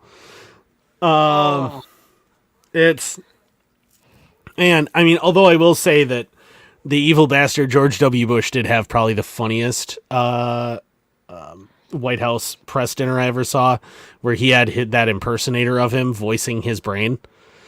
And he was like, okay, we can do this time. Nuclear proliferation. And then Bush speaks and he's like, we've taken great strides in nuclear proliferation. It was fucking great. It was fantastic.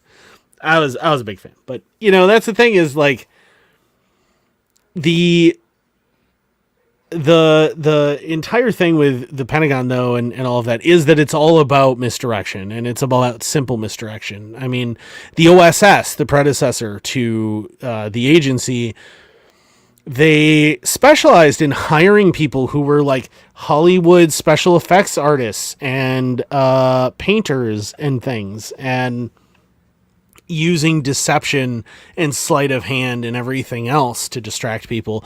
And you think that you give somebody the ability to do all of those things and they're not going to use it on you? Yeah. I would assume so, yes. Yeah. There's my favorite character. If they were really doing that, though, it would totally be on the news. The news would tell us about it. We could trust Fox. Fox would tell us all about it. Yeah, they definitely tell us all about it, especially since they got purchased. They definitely. No, people would be posting about it on Facebook. Yeah, I'd hear about it on social media. Oh, you mean the places everybody got banned? Nah, it's a. Oh. We just need to take them to court. That's what we just need to take them to court, and we need to trust the court system, and the courts will get everything figured out. You mean the court system that throws January 6th defendants into jail for how long was that? Like 20 months. 20 months 20 before months trial. Pre-trial. 20 months. Like the dude spent almost as long as Ammon Bundy did for the standoff for the Bundy standoff in 2014 and the Mauer Wildlife Refuge standoff. Right? Though he was charged with both of those in federal court, spent almost 2 years in jail without bond, without bail, before getting all his charges thrown out with prejudice. January 6th defendant, guy that took a spicy tour of the Capitol, spent 20 months in pre-trial. Like he still has to go to court and do all that other stuff. Right? So this guy has spent almost as long as in jail as Ammon Bundy did. Before he was ever actually convicted of a crime. Remember, the Constitution allegedly regards you as innocent until proven guilty.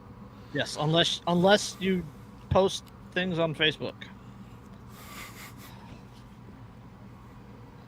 See, you know what's happened? The people, they should have joined the CIA, and then they could have got away with it. They would have, yeah. Yeah. They probably would have been paid to post things on Facebook that were deliberately misleading if they had joined the agency. To be fair, the federal government had agents at both of these places on both sides of things. So there are federal agents that did get away with the actions at January 6th and at Bundy.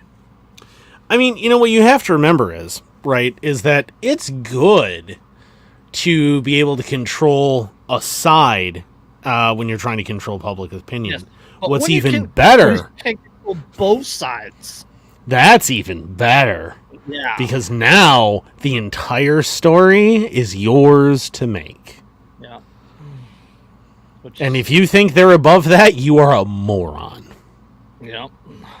Go ask Adam Fox about that one. I mean, there's so many people that throughout history where it's like obviously they were a plant. Like, good Lord. But I mean, that's the thing is like if you can control both sides of the narrative, you can control the opposition. You can control, having people or having agents on 6 of the 8 top key positions of the Aryan nations in Ruby Ridge. Yeah. Yep. Yeah. Exactly. Yeah. Yeah. And the reality is that the depths to which major intelligence agencies of the world will go is so much worse than you think it is. Mm-hmm. It's so much worse than you think it is. They are so much more willing to do some horrible, horrible things than you could ever believe. Go read Confessions of Economic Hitman. You can find that PDF on Telegram. You just go in the search bar and Confessions of Economic Hitman. You can find on a Google search. You can find a free PDF. Go read that. That like just reading that will give you a really good basis, and then understand that what they do is even worse than that.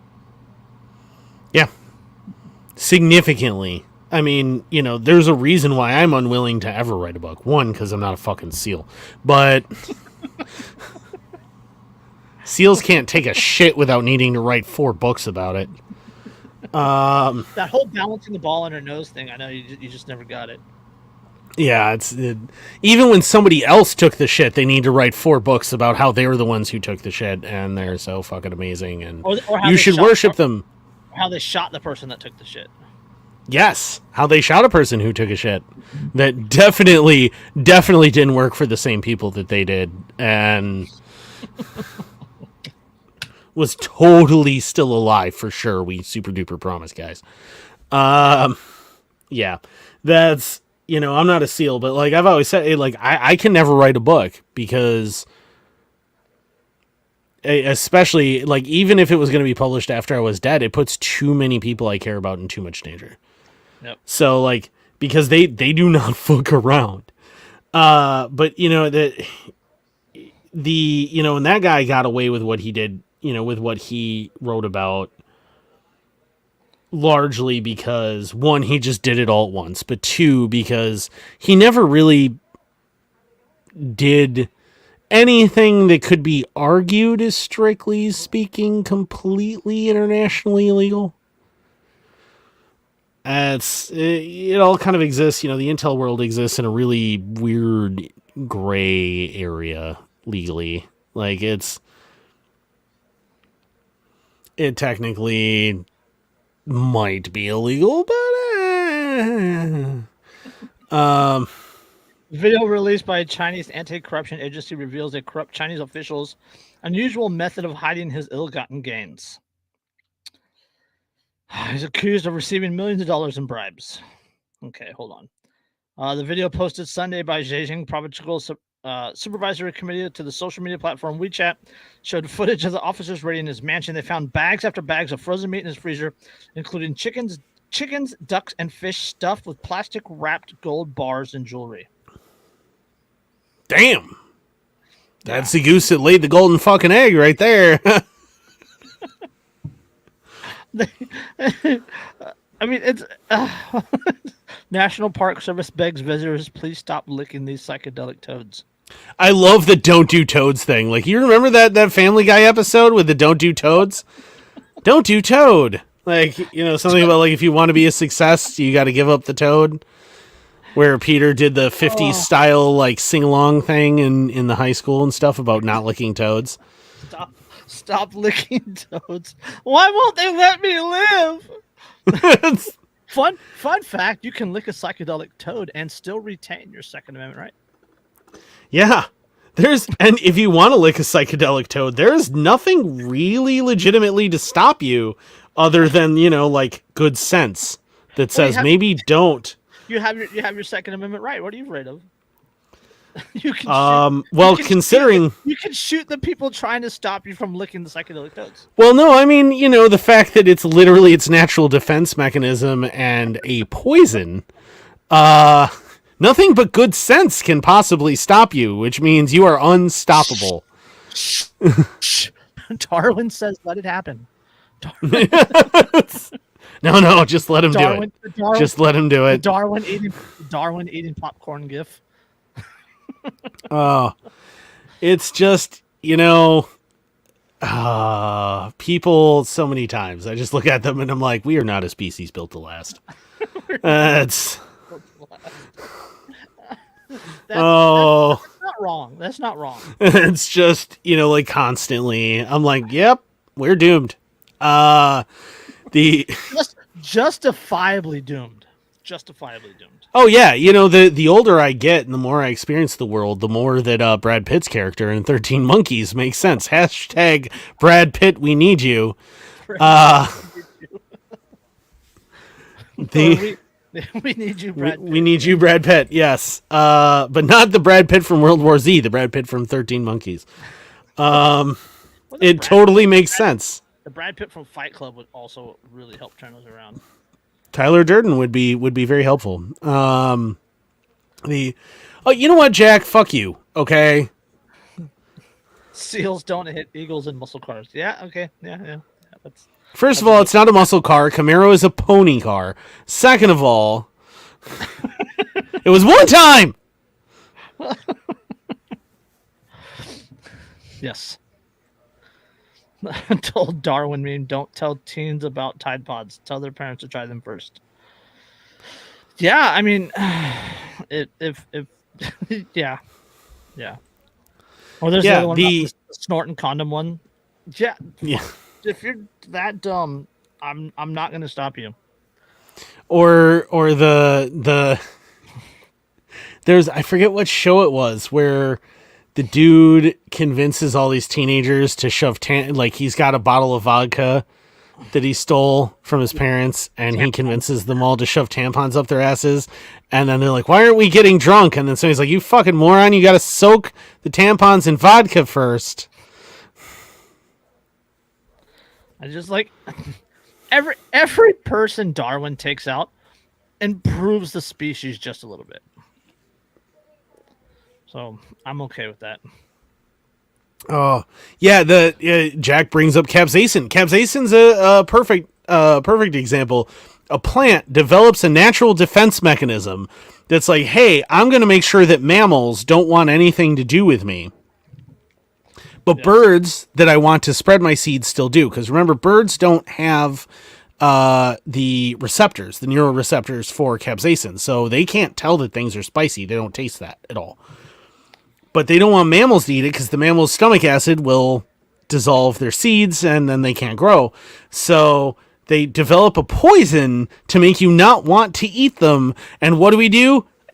Hey, you know, this is pretty good. We should make this even hotter. Let's add more poison to this plant. Woohoo!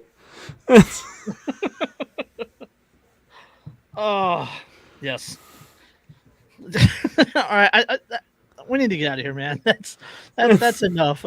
We've had enough. We're drowning. Oh, we've tried enough water.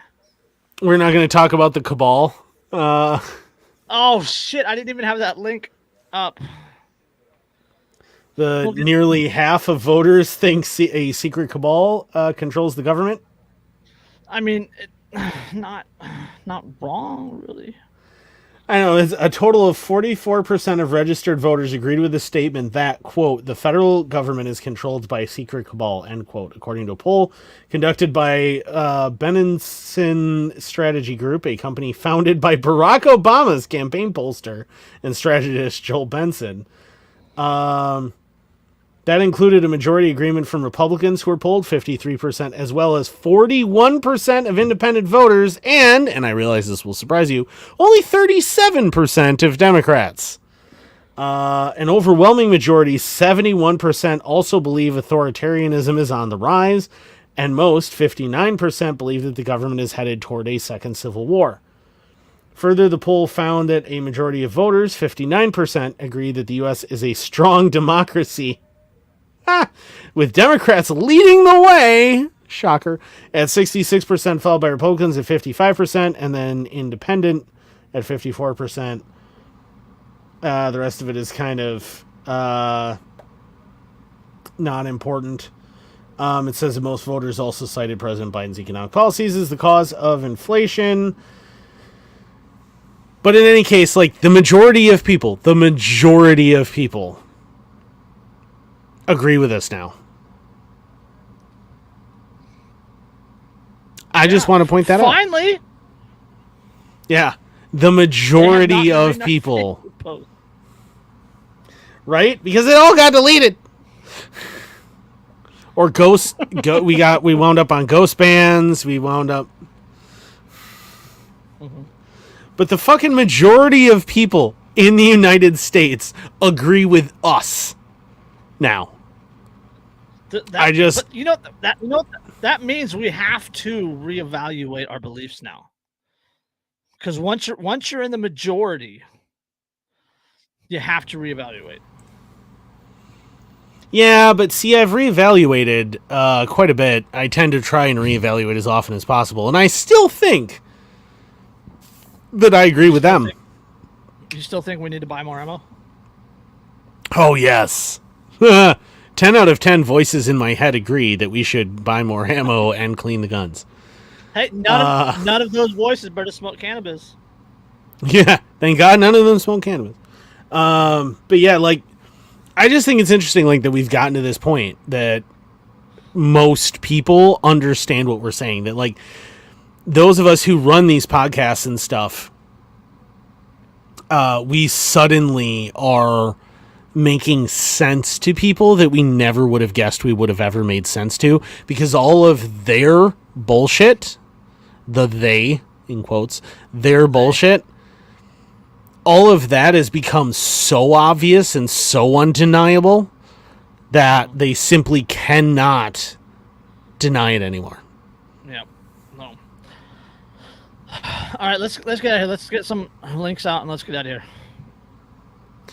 By Derica's book. It's called Think for Yourself, Thinking Workbook for Beginners. It is $10 on Amazon. There's a link in our link tree. If you want to care for your beard like a Viking, like I do, you want to use code InkedAnarchist15 at thebeardstruggle.com and get 15% off of your entire order. They have all sorts of cool stuff, and you should definitely check them out. I am an affiliate of a Reaper apparel company. Reaper brand apparel is fantastic. Their message is fantastic. Take the Broken Not Defeated challenge and make sure that you blog about it and you tag them on it because it's super cool and it is changing the world, and that's kind of their mission, and they are awesome, and I'm super proud to be associated with them. Their designs are also really cool. Their stuff is super high quality, and if you use the link in the link tree, you get 15% off. If you use the code Inked Anarchist on the website, you get 10% off. I'm also an affiliate of RK Spookware. If you know who they are, you know what they do. So if you make plastic into very fun, entertaining toys and you need some very special things for those, make sure that you use the link in our link tree because then you support the channel and I get a little bit of that. Chris is affiliated with Coffee Brand Coffee. There's a link in the link tree. Check out our Rumble, check out all of our other various alternative social medias. All that stuff's in the link tree. Road to Autonomy magazine. Yes, Road to Autonomy magazine. Definitely check that out. I think that's probably the new edition drops Wednesday or Tuesday. One of the two. Tuesday and Wednesday. Either way, yeah. They had a live podcast today, so sweet. Check them out. They're super awesome. It's Mr. Henza. Jason Henza was on there. Really? They had Henza on. Yeah, that's cool. That's again, unfortunately, Henza Lily, that is not something I really want to relive if I can ever avoid it. The infamous Jason Henza. Yeah. Good Lord. But anyone who's ever watched HBO's The Anarchist has at least seen glimpses of what that was, but you don't understand what that was like to actually be there for that. That was not in that person, was upsetting. We saw it live everywhere. Yeah. Because that's our circle. Yeah. So I think that's it. Oh, also Dave, popinspatches.com. He supports the channel. He was on a few episodes ago. If you want to go back and check that out. He makes a lot of the patches that a lot of us wear pretty frequently. He's got some cool stuff. There's a discount code. Use that. Abolish ATF. Yep. Get yourself a discount. Super cool. And as always, support your local single moms. Yes. They're probably going to win the unionization, the NoHo, North Hollywood. They're probably going to win. That would be actually hilarious, and I hope they sell merchandise because I would like some. NoHo unionized strippers. Yeah, like I just want a strippers union. Josh Clement. Woohoo! Finally get a live feed, bro. We're signing off right now.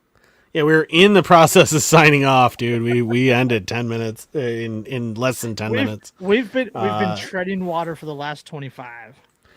We haven't been treading water. We've been talking about important things and stuff that people like find. A 150-foot beard chain. The beard chain's actually, that's actually kind of neat. I think it's a little weird. It's a little creepy to be like, I would wish that the stuff growing out of my face gets connected to the stuff growing out of your face. Yeah. Nice, Josh. Nice. Wood chipper patch. Nice. Yeah, that's those are two of the patches that Dave has. The tropical fish, and which is the one that started it all. If you've been watching the show, you know which one that is. And the wood chipper as well as the wood chipper. Those are good ones. Yeah, for sure. Those are fantastic. I need to get this one now, Josh. Dude, that one's like always out of stock whenever I go to order it. The Ed and Eddie. Yes. Yeah, that one's always out of stock when I go to order it. It's a little frustrating because I really want that one. Like the stick this on with the slot. Always out. That one's frustrating. Stick This On has some cool stuff. They're the ones who make the hat that I'm wearing. In case anyone wants to know, it's got the double patch panels, so you can put the big patches on. The full front patch. Yep. So I love this hat. This one's actually a little weird. There's some manufacturing issues with it because it is a prototype. I was one of their beta testers for it. Fantastic hat though. Other than that, that's just because it was a early run. Yep. So, Absolutely. All right, let's get it here. Let's get it here. Oh. What is found? Send me some information on that one, Eric. I'll look into it. Yeah, if we can get, because we're on basically every podcast platform that I know of. We go at through this Anchor, point. and we're on nine sites. 9 plus here, plus Odyssey and Rumble. Yeah. So we're on a bunch of stuff, man. Yep. Like you and can I'm listen back to us on, about I'm anything. back on Facebook. Woohoo! Yeah, because I'm also on Facebook, but they deleted my account after 12 fucking years without cause or without reason. Mine was around for about that long, I think, because I joined right while they still required an email address to verify, but they started allowing the .mil.gov email addresses, so I was able to join. But I had been there since then, so when they killed mine, back when it was used like Tinder. Yeah, basically, for the most part. So, on that note, be careful what you post on Facebook. We'll catch you on the next one. Peace. Peace.